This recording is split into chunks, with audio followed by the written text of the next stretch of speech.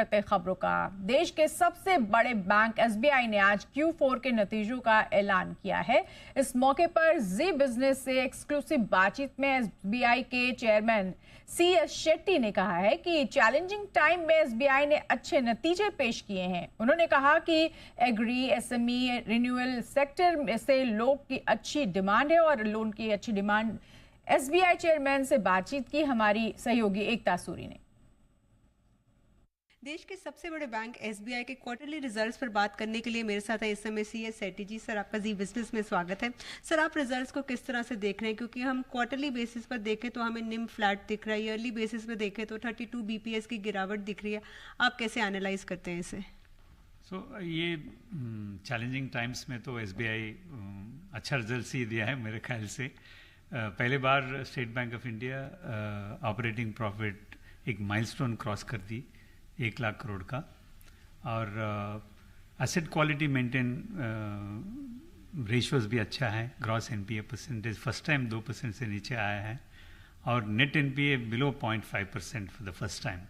So asset quality, both on the credit cost, provisioning, I think SBI has done very well.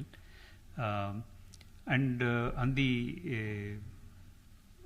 net profit basis, there is some slight decline because margins are compressed. You're right. Throughout the last year, deposit rates were elevated, and that has resulted in higher cost of deposits.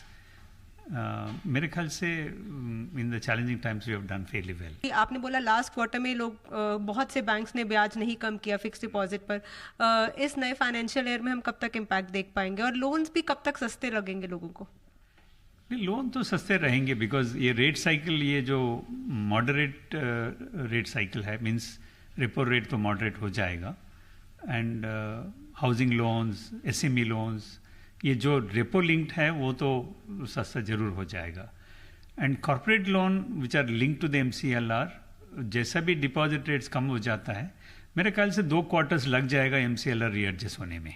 And sir, हम जैसा आपने बोला कि ये ज़्यादा concern नहीं है, आप क्रेडिट की डिमांड कहाँ देख रहे हैं, कंसिडरिंग दैट टैरिफ का इम्पैक्ट आप बोल रहे हैं, अनसर्टन टाइम्स भी हैं और लोगों के लिए भी ये वरी का थोड़ा सा एक पीरियड है, तो आप कहाँ पर इसका इम्पैक्ट देख रहे हैं?